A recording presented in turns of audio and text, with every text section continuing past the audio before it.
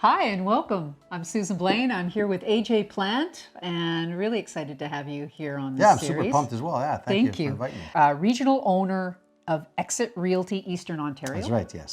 And you're a 40 under 40 recipient in Yep. 2013.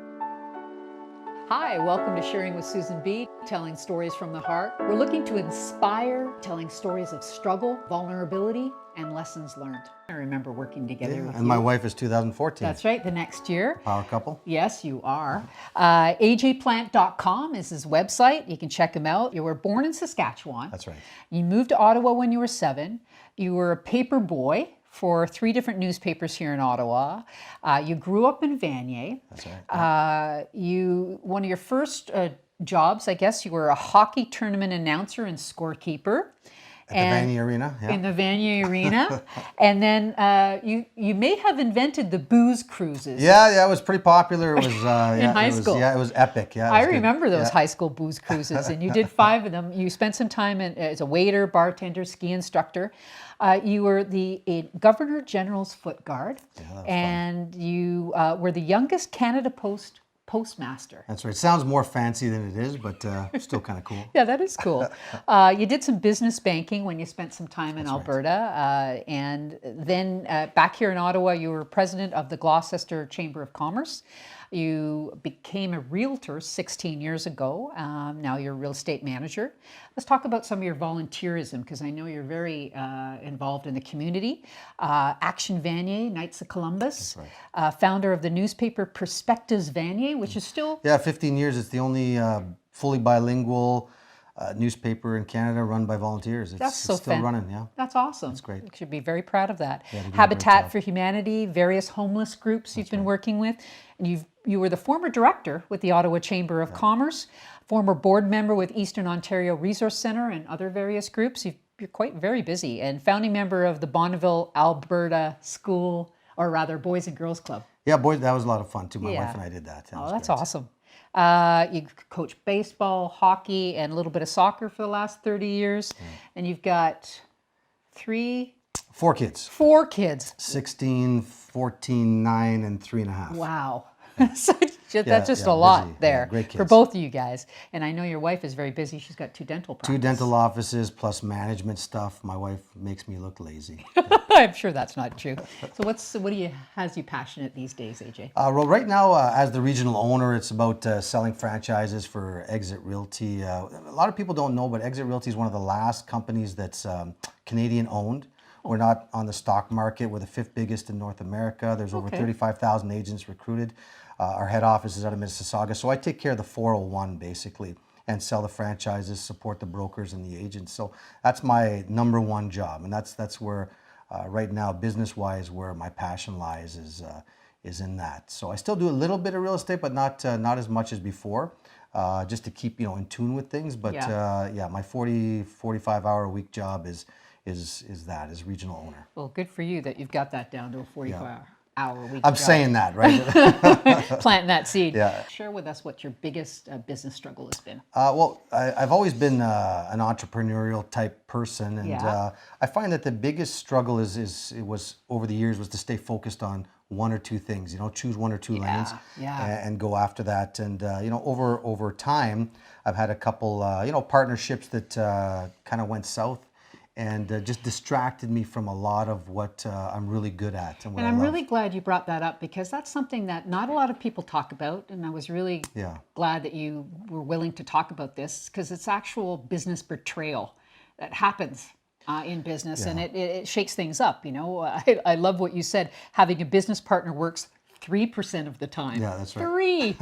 3. Well, the thing is that, and the bottom line is, in any of my partnerships, my gut has always dictated if it was the right thing to do or the wrong thing to do. Yeah. And my president, Joyce Peron of Exit International, has been telling me this for 15 years, that your gut's never wrong. No. Right? So I can't blame any business partners I've had over the years. You just didn't trust your gut. I didn't trust my gut. So it's on me. It's not on them. It's on me. Right? But it happens. It happens. And it's a struggle. That's right. And it's hurtful.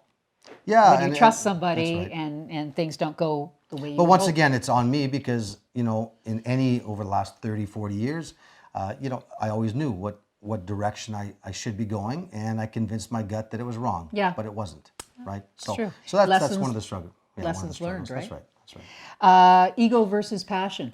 Yeah, so what happens is an entrepreneur or a business person or even just working a regular job, the ego has a tendency to take over. And with my Yes. personality, which is outgoing and I really like to be out and about, it's this balance between being humble in what you're passionate about and not allowing your ego to take over and doing it, Yeah. hey, look at me. It's not about me. No. It's about what you can give to society and give to the people that are around you, and surround yourself with great people.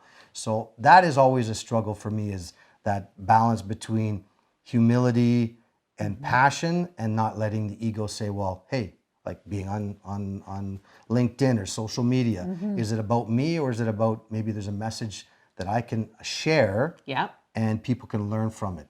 I think sometimes we spend some time in the ego-centric Yeah, and way it's until natural. we Yep. realize that it's not about that. It's really about being of service. That's right. And when you lead that way, everything conspires to support you. How about personal struggle? What's been your biggest personal struggle? Personal struggle really has been, because of the way I am and I like to, have a good time.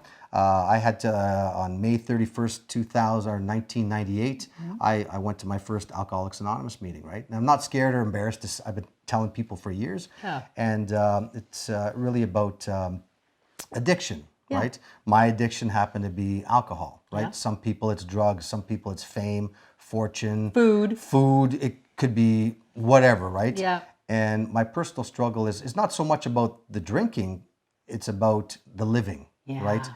And realizing that, okay, well, just because I'm not drinking doesn't mean that I'm living properly, right? So I still go to meetings on a regular basis, and every single week without miss, someone calls me, and either they have a problem themselves, they have a problem maybe with a spouse or a family member, and every week without a miss, someone's calling me and saying, AJ, what's this AA thing? It reminds me all the time that, you know what, I'm a human being, and this is my personal struggle, but it should be shared. You mentioned something that I thought was really important in terms of lessons, is to keep a tab of what's going on. That's right. Right? So, yeah, well, there really is, what I've learned is there's two things, and this is very tough for me, is number one, read the fine print, Yeah. read the documents, read your financials, and really be in tune with what's going on. That's really Yeah. number one. And And then you can't trust anybody. that's it. Well, you can't. Breaks my heart a little bit. Well, but- not that you can't trust anybody. You have to add something. You can't trust anyone with your money, Yeah. right? Yeah. I can trust people, Sure. but I cannot trust anyone with my money. And really, my rule number 3 is go back to number 1 and 2, and you should be fine. So, Go over the and contract. I'm not the analytical type, so to read the document and read the paperwork and to watch my pennies, my dollars, and whatever, and not trust someone with my money, Yeah. very tough for a guy like me. And I know that there's something there that is important for everybody right now. So through your personal struggle of your alcohol addiction, I know we talked about some of the things, some of the lessons learned, is that you've developed a lot of great tools.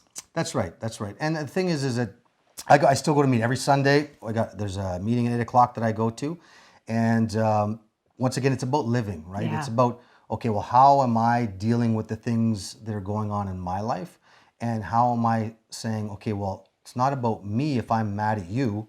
It's you might be going through something, and understanding that I got to let go and let God, as they say, and step back and say, well, maybe there's something going on in your life, so I need to be a little bit more, move myself back, or be involved, not be involved, and understand that it's not just about me, it's about you. It's about you and me. It's about just me, just you. And thinking that way, so that I'm not always, blaming other people for... Me. That's right, because we get into the blame game, and it's useless. That's useless, right? yeah, that's futile. What advice would you give your younger self?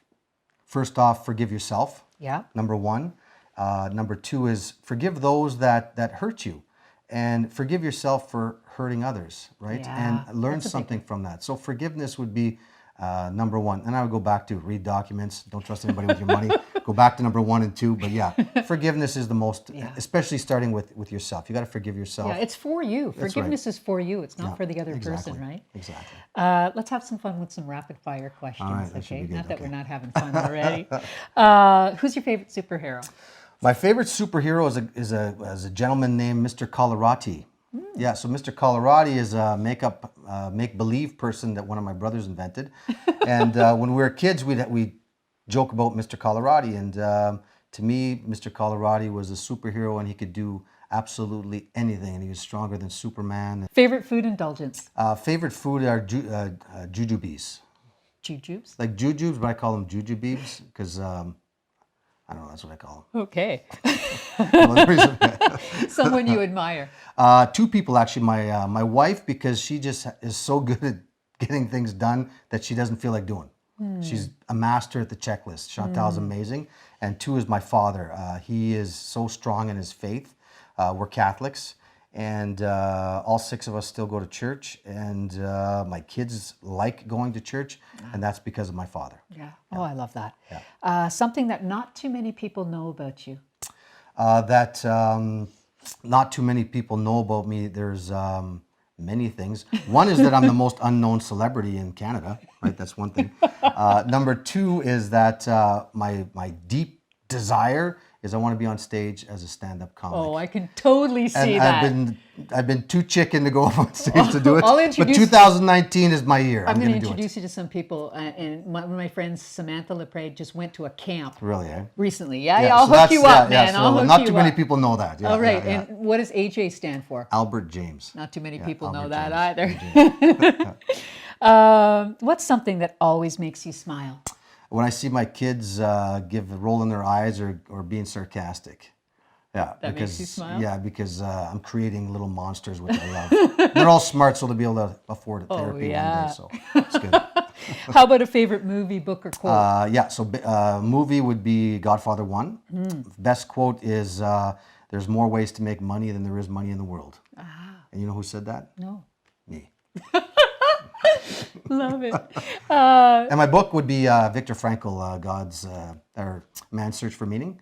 I did a thesis in the university over on that before the Why was popular. He's amazing. yeah, I watched great him book. several times Great on book, Oprah. yeah, really good book. Very inspiring man. What's your definition of success in one sentence? Very simple. Is success is the ability to overcome fear on a daily basis. That's it. You're right, it is. That's it. Yeah, There's I love nothing- that. There's nothing else. And you've helped in sharing today, hope so so, I thank hope you. so. AJ Plant, Albert James, ajplant.com, and he's also on Twitter. He's on Facebook as AJ Plant, and Twitter as The Agent. The Agent. Yeah, AJ. and THEAJENT. We'll have that as a link. People can Yeah, click I didn't. on it. We'll make it easy I didn't for invent people. that, but it's pretty clever. Thank you so much for coming Yeah, on no, and thanks for sharing. inviting me. This has been amazing. I really appreciate what you're High doing. five. Thank you. Thank you. Take care.